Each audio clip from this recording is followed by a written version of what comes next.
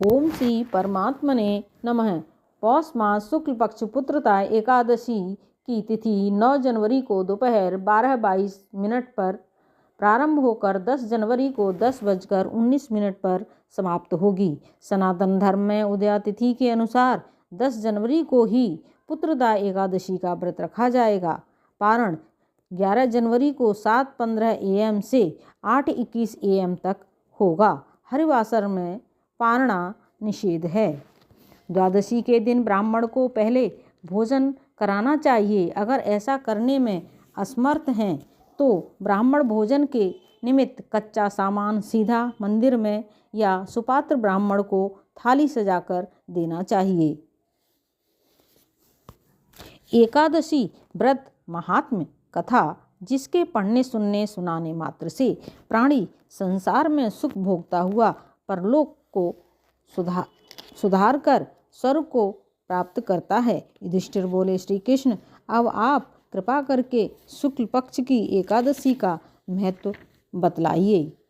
फल अमित है पुत्रदा को, जानत है संसार, जिन जाको व्रत धारो, भयो भव सागर से पार। कृष्ण भगवान बोले, हे राजन, पौष शुक्ला एकादशी को पुत्रदा एकादशी कहा जाता है। यह सब पापों को हरने वाली व पुत्रदायिनी है। इस व्रत में श्री नारायण का पूजन होता है। स्नान के बाद धूप दीप नैवेद्य से भगवान नारायण की पूजा करनी चाहिए। रात्रि को दीपदान करें, भजन सत्संग आदि में रात्रि व्यतीत करें। कथा पूर्व काल की बात है। भद्रावतीपुरी में राजा सुकेतमान राज्य करते थे। उनकी रानी का नाम चंपा था। राजा को बहुत समय तक कोई वंशधर पुत्र नहीं प्राप्त हुआ, इसलिए दोनों पति पत्नी सदा चिंता और शोक में डूबे रहते थे। राजा के पितर उनके दिए हुए जल को शोकोच्छ्वास से गर्म करके पीते थे। राजा के बाद और कोई ऐसा नहीं दिखाई देता जो हम लोगों का तर्पण करेगा, यह सोच सोच कर पितर दुखी रहते थे। एक दिन राजा घोड़े पर सवार हो गहन वन में चले गए। पुरोहित आदि किसी को भी इस बात का पता न था।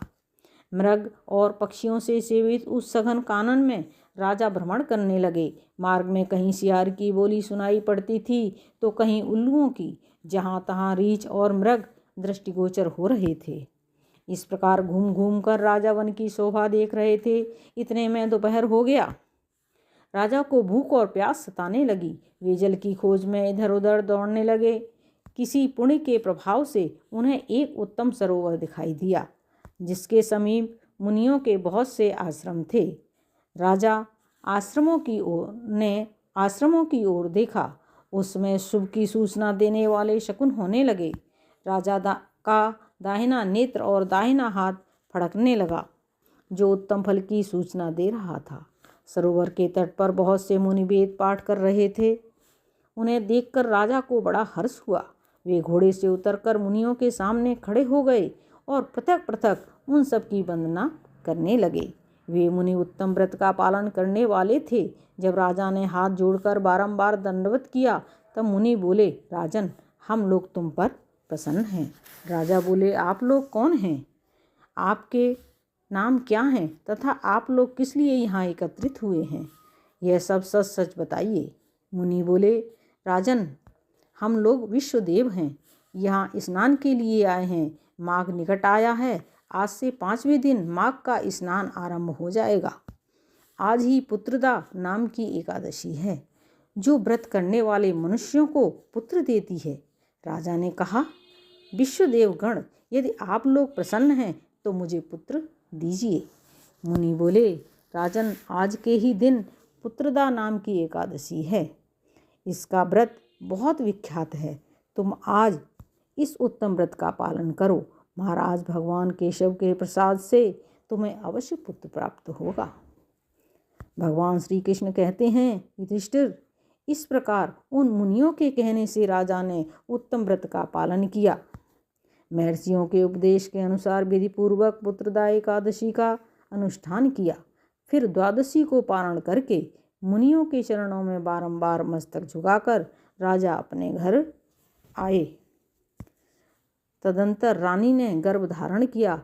प्रसव काल आने पर पुण्यकर्मा राजा को तेजस्वी पुत्र प्राप्त हुआ, जिसने अपने गुणों से पिता को संतुष्ट कर दिया। वह प्रजाओं का पालक हुआ। इसलिए राजन, पुत्रदा का उत्तम व्रत अवश्य करना चाहिए। मैंने लोगों के हित के लिए तुम्हारे सामने इसका वर्णन किया है। जो मनुष्य एकाग्रचित्त होकर पुत्रदा का व्रत करते हैं, वे इस लोक में पुत्र पाकर मृत्यु के पश्चात स्वर्गगामी होते हैं। इस महात्म्य को पढ़ने और सुनने से अग्निष्टोम यज्ञ का फल मिलता है। बोलो पुत्रदा एकादशी की जय। विष्णु भगवान की जय।